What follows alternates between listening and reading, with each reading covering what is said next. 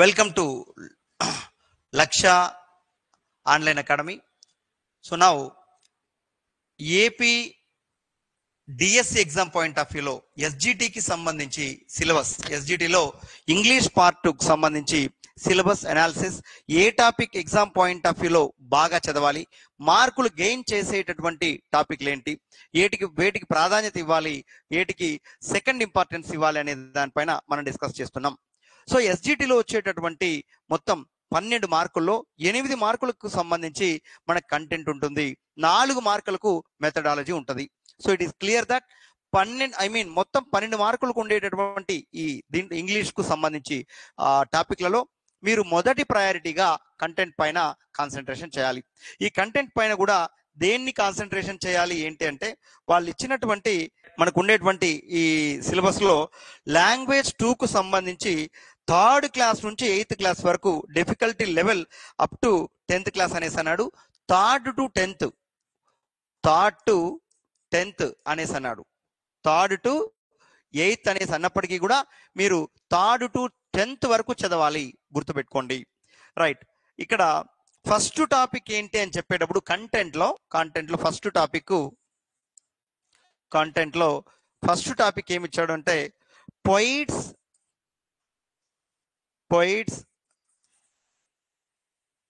ఎస్సేయిస్ట్స్, నావెలిస్ట్స్, డ్రామటిస్ట్స్ and their works. బాగా observe చేయండి. ఇక్కడ ఈ టాపిక్ మనం అబ్జర్వ్ చేస్తే, సో 3వ క్లాస్ నుంచి 10వ క్లాస్ వరకు ఉండేటువంటి ఇంగ్లీష్ బుక్స్ ఏవైతే ఉన్నాయో ఆ ఇంగ్లీష్ బుక్స్ లో పోయిట్స్ ఎవరెవరు ఉన్నారు, వాళ్ళ యొక్క రోల్ ఏంటి, వాళ్ళ యొక్క ఇంకా ఏమేమి రాశారు వాళ్ళు, రైట్, ఇంకా వాళ్ళు రాసినటువంటి ఇవేంటి, వాళ్ళ నేపథ్యం ఏంటి, వాళ్ళకి అవార్డ్స్ రివార్డ్స్ ఏమైనా వచ్చాయా, ఇదంతా కూడా మనం పోయిట్స్ గురించి మాట్లాడేటప్పుడు నేర్చుకుంటాం. ఎస్సేయిస్టులు కూడా అదే కోణంలో మనం ఎస్సేయిస్ట్స్ ఎవరైతే ఉన్నారో వాళ్ళ బర్త్ ఏంటి, అదే విధంగా వాళ్ళ యొక్క నేపథ్యం ఏంటి, వాళ్ళ రోల్ ఏంటి, ఏమేమి ఎస్సేలు రాశారు, ఏవి పాపులారిటీ అయినాయి, వేటికి ఏమైనా ప్రైజులు కానీ అవార్డ్స్ కానీ రివార్డ్స్ కానీ వచ్చాయా, ఇవన్నీ కూడా మనం నేర్చుకోవాలి. నావెలిస్టులు కూడా అంతే, ఇంపార్టెంట్ నావెల్స్ ఏంటి, ఏ నావెల్ ఎలాంటి పేరు ప్రఖ్యాతులు సంపాదించి పెట్టాయి వాళ్ళకు. డ్రామటిస్టులు అదే విధంగా చూడు, ఈ పోయిట్స్, ఎస్సేయిస్ట్స్, నావెలిస్ట్, డ్రామటిస్ట్, ఈ నలుగురు గురించి మనం నేర్చుకొని వాళ్ళ యొక్క వర్క్స్ గురించి నేర్చుకొని ఏమేమి చేశారు వాళ్ళు, ఏవేవి నావెల్స్ రాశారు, వాళ్ళ రైటింగ్స్ ఏంటి, ఏ రైటింగ్ వల్ల వాళ్ళకి ఏమొచ్చింది, రైట్, రివార్డ్స్ ఏమైనా పొందారా, ఈ కోణంలో మనం ఇవి టాపిక్లన్నీ కూడా కాన్సన్ట్రేషన్ చేసి చదవాలి 3వ క్లాస్ నుంచి. రెండోది ఏంటి అంటే ఫార్మ్స్ ఆఫ్ లాంగ్వేజ్ అన్నాడు. ఇక్కడ ఫార్మ్స్ ఆఫ్ లాంగ్వేజ్ లో ఏమన్నారు, స్టోరీ అని అన్నారు. ఫస్ట్ స్టోరీ, సో స్టోరీస్, అదే విధంగా ఎస్ఏ, అదే విధంగా letter writing, next one editorial,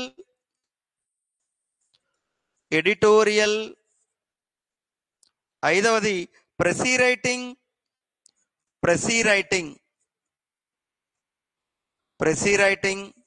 note making,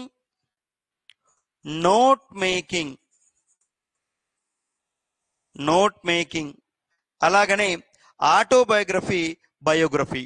so 7th one ఏంటి అంటే ఆటోబయోగ్రఫీ అండ్ బయోగ్రఫీ.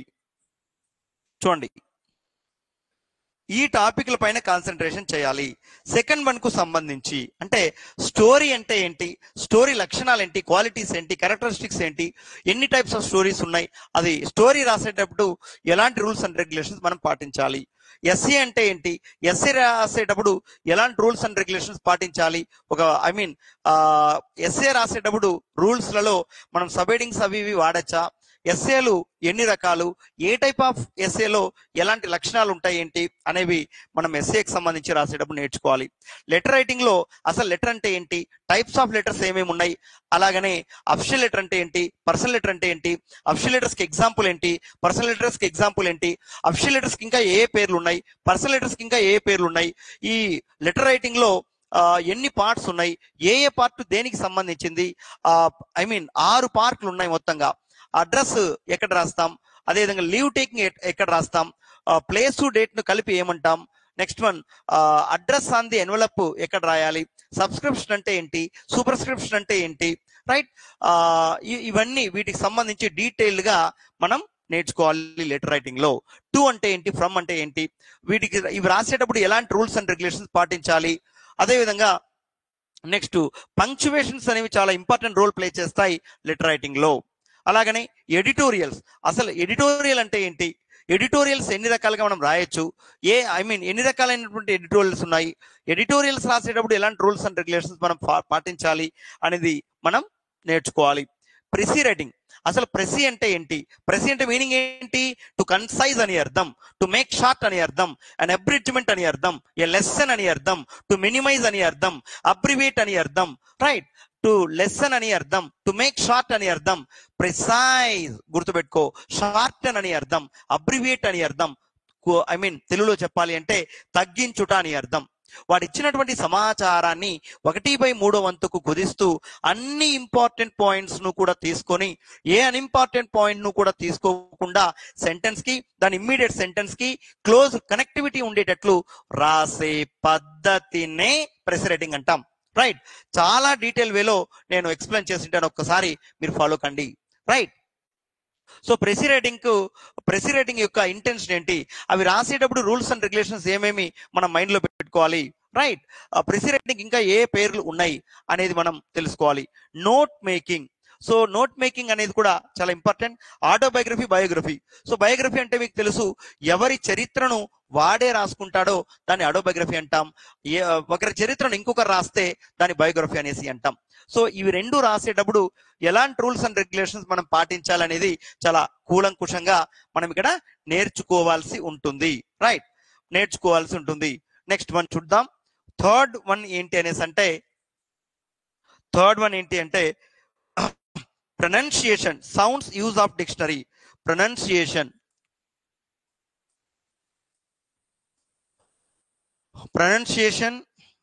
సౌండ్స్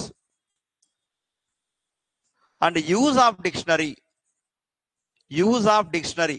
ఇది చాలా చాలా ఈజీ టాపికే, మీరు మైండ్ లో పెట్టుకోవచ్చు. అంటే సైలెంట్ లెటర్స్ ఏంటి అనే దానిపైన ఎక్కువ వస్తున్నారు. రైట్, ఆనర్ అన్నాడు, ఆనర్ అంటే సైలెంట్ లెటర్ ఏంటి, హెచ్ అనేది సైలెంట్ లెటర్ కదా. రైట్, డమ్ అనిమల్ అంటాం, డమ్. సో ఇలా ఏదైనా ఒక వర్డ్ ఇచ్చి ఆ వర్డ్ లో సైలెంట్ లెటర్ ఏ ఉన్నాయి అనేసి అడుగుతూ ఉంటారు. నెక్స్ట్ వన్ డిక్షనరీలో యూజ్ ఆఫ్ డిక్షనరీ అనేసి అంటే 4 పదాలు ఇచ్చేసి అవి ఆర్డర్ లో ఎట్లా వస్తాయి అనేసి అడుగుతూ ఉంటాడు, దానిపైన కాన్సన్ట్రేషన్ చేయాలి. Next one parts of speech. Fourth one ఏంటి అంటే పార్ట్స్ ఆఫ్ స్పీచ్. మరి ఇక్కడ పార్ట్స్ ఆఫ్ స్పీచ్ అనేది చూడండి, పార్ట్స్ అంటే భాగాలు, స్పీచ్ అంటే మాటలు. రైట్, ఆ మాటలను అన్నిటినీ కలిపితే భాష ఏర్పడుతుంది, కాబట్టి భాషా భాగాలు అంటాం. ఇంగ్లీష్ లో 8 పార్ట్స్ ఆఫ్ స్పీచ్ ఉంటాయి. అవేంటి చూడండి, ఇంగ్లీష్ లో ఉండేటటువంటి అన్ని రకాలైనటువంటి పదాలను అవి సెంటెన్సెస్ లలో చేసే పనులను బట్టి 8 పార్ట్స్ గా డివైడ్ చేయడం జరిగింది. ఆ 8 పార్ట్స్ ని పార్ట్స్ ఆఫ్ స్పీచ్ అంటాం. ఆ 8 పార్ట్స్ ని ఏమనాలి, పార్ట్స్ ఆఫ్ స్పీచ్ అంటాం. మీరు ఇక్కడ గుర్తు పెట్టుకోవాల్సిన విషయం ఏంటి అంటే ఆ 8 parts exam point of view ఎలా అడుగుతున్నాడు ఏంటి అనేసి అంటే చూడండి, ఆ ఇంగ్లీష్ లో వి లవ్ ఇండియా అనుకో, for example we love India, we love ఇండియాలో లవ్ అనేది వర్బ్ అవుతుంది. అదే విధంగా లవ్ ఈజ్ బ్లైండ్ అన్నాం అనుకో, ఇక లవ్ అనేది నౌన్ అవుతుంది. అదే విధంగా it is a love story,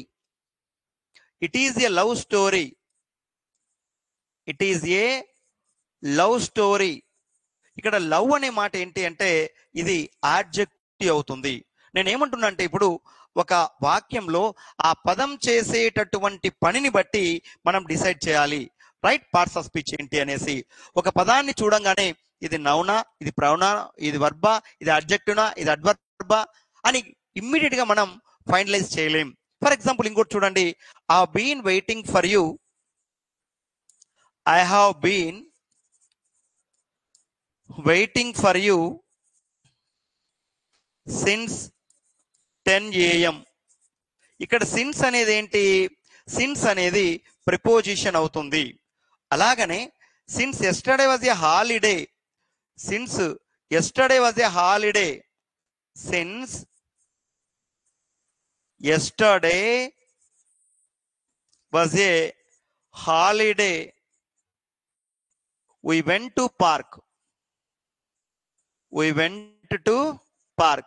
నిన్న హాలిడే అయినందువల్ల మేము పార్కుకి వెళ్ళాం. మరి ఇక్కడ చూస్తే సిన్స్ అనేది ఏమవుతుందంటే కంజంక్షన్ అవుతుంది. అంటే పదం ఒకటే, వివిధ రకాలైనటువంటి పార్ట్స్ ఆఫ్ స్పీచ్లు వస్తున్నాయి మీరు అబ్జర్వ్ చేస్తే, right? So next one, fifth one ఏంటి అంటే, సో ఇలా 8 మనం నేర్చుకోవాలి. Noun, pronoun, verb, adjective, conjunction, preposition, interjection. గుర్తుపెట్టుకోండి. అయితే ఒక నౌన్ ఏదైనా ఒక వర్డ్ ఇచ్చి దానికి వర్బు అడుగుతాడు. ఫర్ ఎగ్జాంపుల్ కలెక్షన్ అనే వర్డ్కి వర్బు ఫామ్ ఏంటి అని అడుగుతాడు, కలెక్ట్ అనేది. అదేవిధంగా సెలెక్టివ్లీ అనే అడ్జెక్టివ్ ఇచ్చేసి దానికి నౌన్ ఫామ్ ఏంటి అంటాడు, సెలెక్షన్. అలా మనం రాయాల్సి ఉంటుంది. Next one, fifth one, tenses. Tenses English లో చాలా చాలా చాలా ఇంపార్టెంట్ టాపిక్ ఇది. ఏంది? టెన్సెస్ అనే topic very very very very important topic. మనం గుర్తుపెట్టుకోవాల్సిన విషయం ఏంటి అంటే, టెన్సెస్ నుంచి కనీసం 2 లేదా 3 బిట్లు పక్కాగా వస్తాయి, డౌటే అక్కర్లేదు, అందులో 1% కూడా డౌట్ అక్కర్లా. సో టెన్స్ అంటే టైం అని అర్థం. టెన్స్లు 3 ఉన్నాయి, అవి ప్రజెంట్, పాస్ట్, ఫ్యూచర్. అయితే మీరు గుర్తుపెట్టుకోవాల్సిన విషయం ఏంటంటే, ఇక్కడ అందరూ టెన్స్ల గురించి బాగా నేర్చుకుంటారు. మీరు టెన్స్ల గురించి నేర్చుకునేటప్పుడు 4 విషయాలు నేర్చుకోవాలి. ఫస్ట్ వన్, డెఫినేషన్ నేర్చుకోండి. రెండోది స్ట్రక్చర్ నేర్చుకోండి. మూడోది క్లూ వర్డ్స్ నేర్చుకోండి. నాలుగోది కాంబినేషన్స్ నేర్చుకోండి. అంటే రెండు కాంబినేషన్స్ కలిపి ఇస్తూ ఉంటారు, 2 ఫార్మ్స్ ఆఫ్ టెన్సెస్ కలిపి ఇస్తూ ఉంటారు. అలాంటివి మీరు నేర్చుకోవాల్సి ఉంటుంది, right? So for example present simple అనుకో, ఎప్పుడు వాడాలి ప్రజెంట్ సింపుల్? కొన్ని పదాలు ఇవి కనపడంగానే ఎస్, ఈ వాక్యం ప్రజెంట్ సింపుల్లో చెప్పాలి, ఇది ఫ్యూచర్ సింపుల్లో చెప్పాలి అనే ఒక క్లారిటీ నీకు ఉంటుంది. చూడండి, ప్రజెంట్ సింపుల్ ఏ పదాలు వస్తాయి? Hourly, daily, weekly, monthly, quarterly, half yearly, yearly, annually, seldom, often, rarely, punctually, casually, generally, occasionally, frequently, usually, always, once a day, twice a month, thrice a year, every hour, every day, every week, every month, every quarter, every half year, every year, every decade, every time, every morning, every evening, every night, every April, every summer, every July, every September. ఇప్పుడు చెప్పిన ఈ మాటలు ఏ వాక్యంలో వచ్చినా అది present సింపుల్లో ఉన్నట్టు అర్థం, right? Next one, sixth one ఏంటి అంటే టైప్స్ ఆఫ్ సెంటెన్సెస్.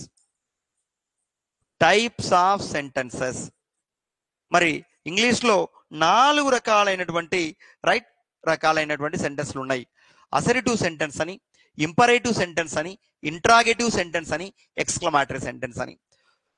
సో ఈ సెంటెన్స్లు అంటే ఏంటి, ఎగ్జాంపుల్స్ ఏంటి, ఇవి రాసేటప్పుడు ఎలాంటి ఇంపార్టెంట్ పాయింట్లు మైండ్ లో పెట్టుకోవాలనేది చెక్ చేసుకోండి, సరిపోతుంది, రైట్? 7వది ఏంటి అంటే articles and prepositions. Articles and prepositions.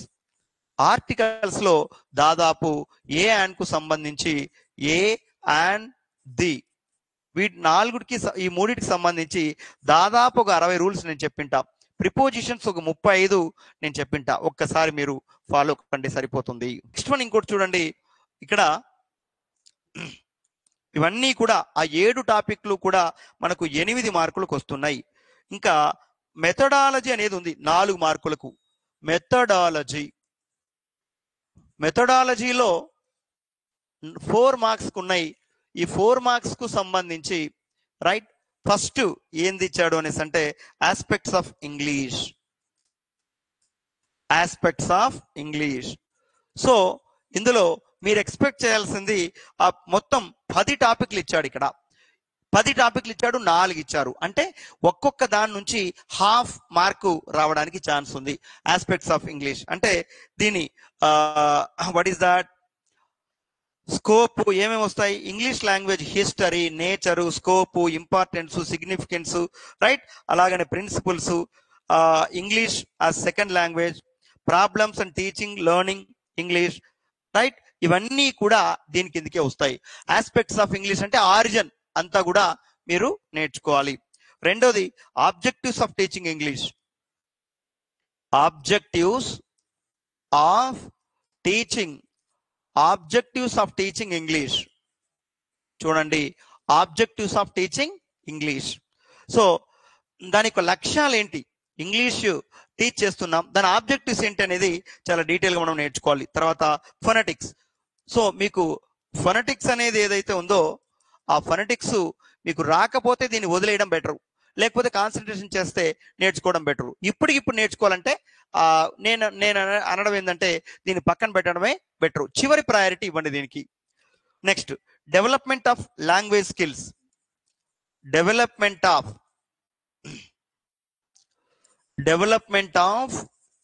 Language skills. Development of language skills అంటే హౌ టు డెవలప్ అనే దానిపైన ఇక్కడ కంటెంట్ అంతా కూడా ఉంటుంది, రైట్?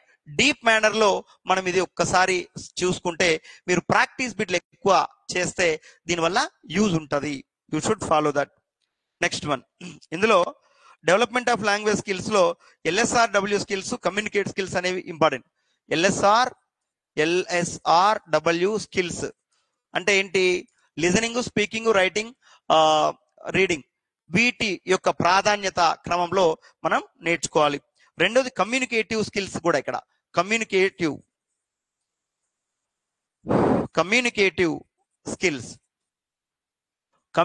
స్కిల్స్ కూడా ఇంపార్టెంట్. ఫిఫ్త్ వన్ ఏంటి అంటే అప్రోచెస్, మెథడ్స్. చూడండి, అప్రోచెస్,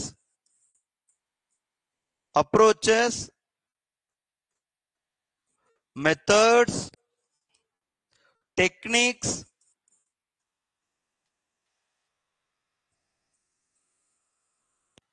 ఆఫ్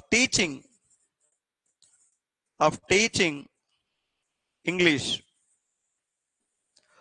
అప్రోచెస్ ఏంటి, మెథడ్స్ ఏంటి, టెక్నిక్స్ ఏంటి, ఇంగ్లీష్ ను టీచ్ చేయాలంటే నువ్వు పాటించే పద్ధతులు ఏంటి అనేవన్నీ కూడా ఇక్కడ వస్తాయి. అవి మనం ఫాలో కావాలి. Next teaching of structures.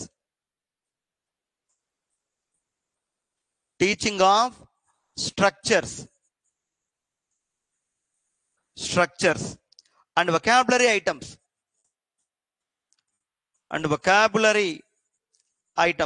Structures ఏమేమి వస్తాయి ఏంటి అంటే subject plus verb plus subject plus verb plus object ఇలాంటివి ఉన్నాయి కదా. So direct object, indirect object, ఇలాంటివన్నీ కూడా మనం ఇక్కడ నేర్చుకోవాల్సి ఉంటుంది. And at the same time vocabulary items teach చేసేటప్పుడు ఏ వేలో టీచ్ చేసేటప్పుడు క్రిటికల్ వర్డ్స్ వస్తాయి, సినానిమ్స్ వస్తాయి, యాంటోనిమ్స్ వస్తాయి, సింగులర్ ప్లూరల్ వస్తాయి, రైట్? ఇడియోమాటిక్ ఎక్స్ప్రెషన్స్ వస్తాయి, అదేవిధంగా ఫ్రేజల్ వర్బ్స్ వస్తాయి. ఇవన్నీ కూడా ఎలా వాళ్ళకి అర్థమయ్యే రీతిలో చెప్తూ ఉండాలి, రైట్ అనే యాంగిల్లో మనం ప్రిపేర్ అవుతాం. నెక్స్ట్ వన్ ఏంటి అంటే seventh one teaching learning materials in English. Teaching learning materials ఉపకరణాలు, మెటీరియల్స్ ఇన్ ఇంగ్లీష్. ఇంగ్లీష్ అనే లాంగ్వేజ్ నేర్పించేటువంటి క్రమంలో నువ్వు ఉపయోగించేటువంటి టూల్స్ ఏంటి, ఆ వస్తువులు ఏంటి అనేది నువ్వు నేర్చుకోవాలి. Next one lesson planning.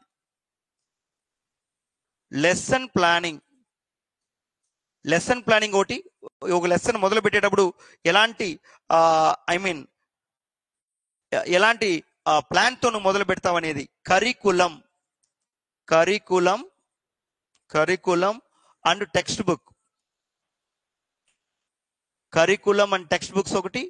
Next one evaluation in English language.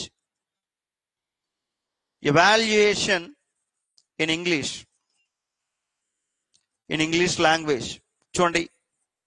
అంటే నువ్వు ఎంత మ్యాటర్ చదువుకున్నా కూడా వీటికి సంబంధించి నువ్వు చెప్పేటప్పుడు రైట్, ఈ మొత్తం 10 ఇచ్చాడు, మనకి ఎన్ని మార్కులు ఇచ్చారు? ఈ 10 టాపిక్లలో 4 మార్కులు ఇచ్చాడు. 4 మార్కులు ఇచ్చారు అంటే ఆ ఫొనెటిక్స్ అనేది ఏదైతే ఉందో అది ఇవ్వచ్చు, ఇవ్వకపోవచ్చు. రైట్. సో బిగినింగ్ లో ఈ తక్కువ టైంలో దాన్ని వదిలేయడమే బెటర్. ఓకే, మిగతా అన్ని కూడా 2-3 సార్లు చదివి ప్రాక్టీస్ బిట్లు బాగా చేయండి. రైట్. నెక్స్ట్ ఇంకోటి ఏంటి అనేసి అంటే బాగా అబ్జర్వ్ చేయండి. ఇక్కడ ఫస్ట్ మనం ఏదైతే మనం డిస్కస్ చేసామో ఫస్ట్ ఈ కాన్సన్ట్రేషన్ వీటిపైన బాగా కాన్సన్ట్రేషన్ చేయండి ఇక్కడ నుంచి. అంటే parts of speech, tenses, types of sentences, articles, prepositions, right, వీటిపైన బాగా కాన్సన్ట్రేషన్ చేయండి. వాడు 1 2 3 4 5 7 ఏదైతే నంబరింగ్ ఇచ్చాడో మీరు 7 6 5 4 అలా ప్రిపేర్ కండి. ఎందుకంటే ఇది రైట్ పద్ధతి, గుర్తుపెట్టుకోండి. రైట్, చాలా సిస్టమేటిక్ వేలో మొదలుకండి. నేను చెప్పేది ఒకటే, ప్రతి టాపిక్ రైట్ ఒక మంచి ఎక్స్పర్ట్ దగ్గర 1-2 సార్లు విన్న తర్వాత ఆ టాపిక్ లో దాదాపు 200-300 బిట్లు ప్రాక్టీస్ చేయండి. తర్వాత క్వశ్చన్ పేపర్స్ చేయండి, ప్రీవియస్ పేపర్లు చూడండి. డౌట్లు ఏమైనా వచ్చినాయి సబ్జెక్ట్ ఎక్స్పర్ట్ దగ్గర మీరు క్లియరెన్స్ అనేది చేసుకోండి, సరిపోతుంది. ఇక వేరే ఏం వద్దు. ఓకేనా? ఒక్కొక్క టాపిక్ లో 200-300 బిట్లు ప్రాక్టీస్ చేయండి. ఓకే, ప్రీవియస్ బిట్లు అన్ని కూడా చూడండి. 3rd నుంచి 10th వరకు ఆ టాపిక్ రిలవెంట్ బిట్స్ ఏవైతే ఉంటాయో ఏది వదలద్దు. Right. If you have any doubts you can contact the subject experts. Right, ఈ ఆర్డర్ లో ప్రిపేర్ కండి, సరిపోతుంది. మొదటి ప్రయారిటీ ఈ టాపిక్ లకు ప్రయారిటీ ఇవ్వండి. తర్వాత నువ్వు ఆ మెథడాలజీలోకి వెళ్ళండి. మెథడాలజీలో ఫొనెటిక్స్ అనేది ఏదైతే ఉంటుందో దానికి చివరి ప్రాధాన్యత ఇవ్వండి. రైట్, సరిపోతుంది. All the best all of you. Thank you.